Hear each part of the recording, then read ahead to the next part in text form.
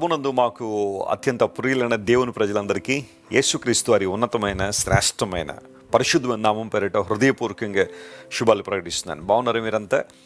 ప్రభు యొక్క ఉన్నతమైన కృప మీ మీద ఎల్లప్పుడూ సమృద్ధిగా కృమ్మరించబడాలని మీకోసం చాలా పట్టుదలగా ప్రార్థన చేస్తున్నాము. మీరు కూడా మా కోసం ప్రార్థన చేస్తున్నందుకు మీ అందరికీ కృతజ్ఞతలు తెలియజేస్తున్నాం.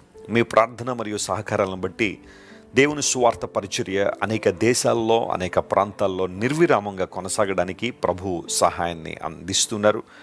ఆ కారణాన్ని బట్టి మీ అందరికీ కూడా కృతజ్ఞత తెలియజేస్తున్నాం. ఈ పరిచర్యను దేవుడు ఏర్పాటు చేసుకుని చాలా కొద్ది మందితో ప్రారంభించబడిన ఈ పరిచర్యను ఈ రోజున అనేక ప్రాంతాలకు విస్తరింప చేస్తూ ప్రభు రాజ్య సువార్తను, దేవుని ప్రేమ వార్తను అనేక మందికి ప్రకటించడానికి ప్రభు సహాయాన్ని అందిస్తున్నారు. ఆ కారణాన్ని బట్టి సమస్త ఘనత మహిమ ప్రభువుకే చెల్లునుగాక. ప్రతిరోజు ఒక వాగ్దానాన్ని లేఖనాల నుంచి మనం ధ్యానం చేస్తున్నాం. మీలో చాలామంది చక్కని సాక్ష్యాలు తెలియజేస్తున్నారు. వాటిని బట్టి కూడా దేవునికి మహిమ కలుగునుగాక. ఈరోజు వాగ్దానంగా మనందరి దగ్గర ఉన్న బైబిల్ తెరిచి పరిశుద్ధ గ్రంథంలోంచి ద్వితీయోపదేశకాండము 28వ అధ్యాయం మొదటి వచనాన్ని చదువుకుందాం.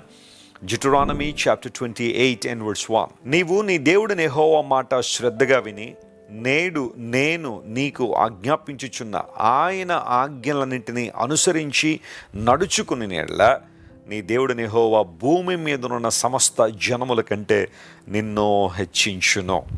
Praise the lord. చాలా చక్కని వాగ్దానం కదా. హెచ్చించే దేవుడు మన దేవుడు. ఆసాపు అనే దైవజనుడు కూడా తన కీర్తన రాస్తూ 75వ కీర్తనలో దేవుడే తీర్పు తీర్చువాడు, ఆయన ఒకరిని తగ్గించును ఒకరిని హెచ్చించును అనే మాట అక్కడ రాస్తాడు. అంటే నిజమైన ఎగ్జాల్టేషన్ దేవుని దగ్గర నుండి వస్తుంది. మనలను మనం హెచ్చించుకోవడం వేరు, దేవుడు మనలను హెచ్చించడం వేరు. చూడండి, ప్రపంచంలో ఈ 2 రకాల గుంపులు ఎప్పుడు కనబడుతూనే ఉంటారు. ఈ 2 రకాల ప్రజలు తమ్మును తాము హెచ్చించుకునే వాళ్ళు చాలామంది ఉన్నారు. అందును బట్టి వారి జీవితంలో ఎక్కడో చోట ఫాల్ అనేది స్టార్ట్ అయింది, లేదా చాలామంది పడిపోయారు కూడా. అయితే దేవుని చేత హెచ్చింపబడాలంటే మనం దేవుని సన్నిధిలో తగ్గించుకోవాలి. తగ్గించుకోవడం అంటే నడుము వంచేసి నడవడం అనో, లేదా అరిగిపోయిన చెప్పులు వేసుకోవడం అనో, చిరిగిపోయిన బట్టలు వేసుకుని తిరగడం అని కాదు అక్కడ అర్థం. దేవుని మాటకు విధేయత చూపించి ఆయన చిత్తానికి తలొగ్గి, ప్రభువా నా ఇష్టం నెరవేర్చుకోవాలని ఆశ కొన్నిసార్లు నాలో కలుగుతున్నప్పటికీ కూడా నేను నీ మీద ఆధారపడుతున్నాను, నీ చిత్తం చేయడమే నాకు సంతోషం, నీ చిత్తంలో కొనసాగడమే నాకు ఆనందం అని సంపూర్ణంగా ప్రభువుకి సమర్పించుకుని ఆయన మార్గంలో నడుస్తున్నప్పుడు ఖచ్చితంగా దేవుడు మనల్ని హెచ్చిస్తాడు. మీరు బైబిల్లో ఎవరినైనా తీసుకోండి, దానియేలు చరిత్రను మీరు చదివినా, యోసేపు చరిత్రను మీరు చదివినా, దావీదు చరిత్రను మీరు చదివినా, దేవుడు వారిని దీనస్థితిలోంచే లేవనెత్తి అనేక మందికి దీవెనకరంగా ఆశీర్వాదకరంగా ప్రభు వారిని నిలబెట్టారు. నీవు నీ దేవుడైన యెహోవా మాటను శ్రద్ధగా విని. చూడండి, కొంతమంది మాటలు మనం చాలా శ్రద్ధగా వింటాం. మనకేదైనా ప్రయోజనం ఉంటుంది అంటే, లాభం ఉంటుంది అంటే ఆ మాటలను శ్రద్ధగా వినడానికి ప్రయత్నం చేస్తాం. అయితే దేవుని మాటలు ఎప్పుడూ ప్రయోజనమే కదా. ఆయన మాటలు విని నష్టపోయిన వాళ్ళు ఎవరైనా ఉన్నారా చరిత్రలో? ఆయన మాటకు లోబడి ఇదిగో నా జీవితం ఎలా నాశనం అయిపోయిందని చెప్పేవాళ్ళు ఒక్కళ్ళైనా ఉన్నారా? లేరు కదా. దేవుని మాట మనల్ని నిలబెట్టే మాట, జీవం గల మాట. ఆ మాటలు మనకు నిత్య జీవాన్ని ఇచ్చే మాటలు.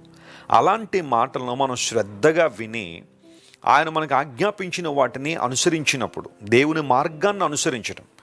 ప్రభువుని అంగీకరించేవారు చాలామంది ఉన్నారు, కానీ ఎంతమంది ప్రభువుని అనుసరిస్తున్నారనేది ప్రశ్న. అంగీకరించడం ఒక క్షణంలో జరిగే విషయం కావచ్చు, కానీ అనుసరించడం అనేది ప్రతిరోజు జరగాల్సిన క్రియ, ప్రతిరోజు జరగాల్సిన ప్రక్రియ. Daily walk with Jesus is very essential. క్రైస్తవుడిగా నువ్వు ఎదగాలి అంటే, పరిపక్వమైన క్రైస్తవ జీవితాన్ని నువ్వు జీవించాలంటే దేవుణ్ణి అనుసరించడం చాలా ప్రాముఖ్యమైన విషయం. మనందరం కూడా యేసుక్రీస్తు ప్రభువుని అనుసరించు వారంగా మనం ఉండాలని దేవుడు ఆశిస్తున్నాడు. అలా అనుసరించినప్పుడు, దేవునికి ప్రాధాన్యత ఇచ్చినప్పుడు భూమి మీద ఉన్న సమస్త జనముల కంటే దేవుడు మనల్ని హెచ్చిస్తానని వాగ్దానం చేశాడు. ఈ వాగ్దానాన్ని నెరవేర్చడంలో దేవుడు ఎప్పుడు ముందుంటాడు. మీరు ఎప్పుడు మర్చిపోవద్దు. ఎంతోమంది సాక్ష్యం ఇవ్వగలరు. ఒకప్పుడు మా స్థితి అలా ఉండేదండి, ఇలా ఉండేది, కానీ ఈరోజు దేవుడు మమ్మల్ని నిలబెట్టాడు. అనేకులకు ఆశీర్వాదకరంగా దీవెనకరంగా మమ్మల్ని చేశారు. ఒకప్పుడు అనేక మంది మమ్మల్ని చూసి హేళన చేసేవారు, లేదా అనేక మంది మమ్మల్ని చూసి అపహాస్యపు గీతాలు ఎత్తి పాడేవారు, కానీ ఇప్పుడు మమ్మల్ని చూసిన వారందరూ దేవుని స్తుతిస్తున్నారు, ఆయన గణపరుస్తున్నారు. ఎందుకంటే వీరి దేవుడు వీరి పక్షాన నిలబడ్డాడు అని అనేక మంది స్పష్టంగా గుర్తిస్తున్నారని మీలో చాలామంది చక్కని సాక్ష్యాలు చెప్పగలరు. ఒకనొక సమయంలో దావీదు దేవుని సన్నిధిలో ప్రార్థన చేస్తూ, తన కుటుంబాన్ని గురించి ప్రార్థన చేస్తూ ఇలా అంటాడు, ప్రభువా, ఇంతగా నన్ను హెచ్చించడానికి నేను ఎంతటి వాడను? సమూయేలు 2వ గ్రంథం 7వ అధ్యాయం మీరు ఎప్పుడైనా అవకాశం ఉంటే చదవండి. A beautiful prayer of king David. దావీదు తన అవసాన దశలో చేసిన ప్రార్థన చాలా గొప్పది. దేవా, ఇంతగా నువ్వు నన్ను హెచ్చించినందుకు అసలు నేను ఎంతటి వాడిని, అసలు నేను ఏ పాటి వాడిని? ఆ కృతజ్ఞత దావీదులో ఉంది. ఎక్కడో గొర్రెలు కాసుకుంటున్న నన్ను విడిపించి తన ప్రజలను ఏలుబడి చేసే రాజుగా నియమించి సకల దీవెనలు, సకల ఆశీర్వాదాలు నాకు ఇచ్చి సకల ఉపద్రవాల నుంచి నన్ను తప్పించిన దేవుడని కృతజ్ఞత కలిగి అంటున్నాడు, నేను ఎంతటి వాడినయ్యా, నీవు నన్ను హెచ్చించడానికి నేను ఏ పాటి వాడిని? ఆ మాట మనం చదివినప్పుడే దావీదులను కృతజ్ఞతా భావాన్ని మనం అర్థం చేసుకోవచ్చు. అదేవిధంగా సమూయేలు 2వ గ్రంథం 22వ అధ్యాయాన్ని మీరు చదివితే 49వ వచనంలో అంటాడు, నా మీదకు లేచువారి కంటే ఎత్తుగా నన్ను హెచ్చించావు అనే మాట అక్కడ వాడాడు. నా మీదకి లేచేవారు చాలామంది ఉన్నారు, కానీ వారందరికన్నా ఎత్తుగా నువ్వు నన్ను నిలబెట్టావు, అంతకన్నా ఉన్నతమైన స్థితిలో నన్ను ఉంచావు ప్రభువా.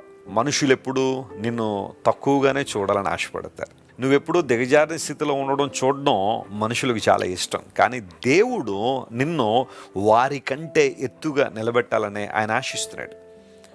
బబులోను రాజు అయిన నెబుకద్నెజరు ఆఫర్ చేసిన అద్భుతమైన ఆహార పదార్థాలన్నీ కూడా వద్దని, కాదని, తన్ను అపవిత్రపరచుకునకూడదని గుర్తించిన దానియేలు కేవలం శాకాహారాన్ని మాత్రమే తీసుకున్న తర్వాత అక్కడున్న బాలురందరికన్నా వీరి ముఖాలు అధికంగా ప్రకాశించాయని దానియేలు గ్రంథం 1వ అధ్యాయంలో మనం చూస్తాం. 10 రోజులు వారు పరీక్షలో నెగ్గిన తర్వాత అందరికన్నా 10 అంతలు శ్రేష్ఠులుగా వారు కనబడ్డారు. దేవుడు దానియేలును, ఆ తర్వాత షడ్రక్, మేషక్, అబేద్నెగోలను దేవుడు హెచ్చించాడు, అనేక మంది దేవునికరంగా చేశాడు.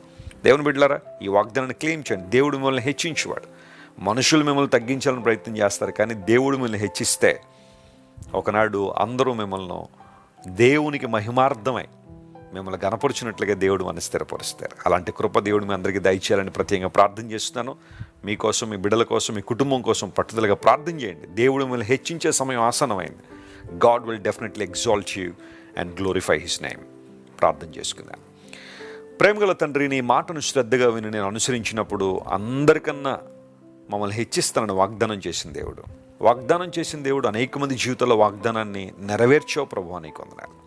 దావీదు జీవితంలో వాగ్దానం నెరవేర్చావు. ఆ కారణాన్ని బట్టే నేను ఎంతటి వాడిని ప్రభువా అని నీ సన్నిధిలో ప్రార్థన చేశాడు. అయ్యా, ఈరోజు మా ప్రియులు ఎంతమంది అయితే అపహాస్యానికి గురవుతున్నారో, హేళనకు గురవుతున్నారో, నిందలకు, అవమానాలకు గురవుతున్నారో వారందరినీ మీరు హెచ్చించండి ఆయన, లేవనెత్తండి, అనేకులకు దీవెనకరంగా, ఆశీర్వాదకరంగా మార్చండి. ఎవరైతే అనారోగ్యాలతో ఉన్నారో స్వస్థతనివ్వండి, రకరకాల సమస్యల మధ్య ఉన్న వారికి విడుదల ఇవ్వండి. ఘనత, మహిమ నీకే చెల్లిస్తూ యేసు నామం పేరట అడిగి వేడుకొనిచున్నాం తండ్రి. Amen, amen. God bless you dear friends. Have a wonderful day.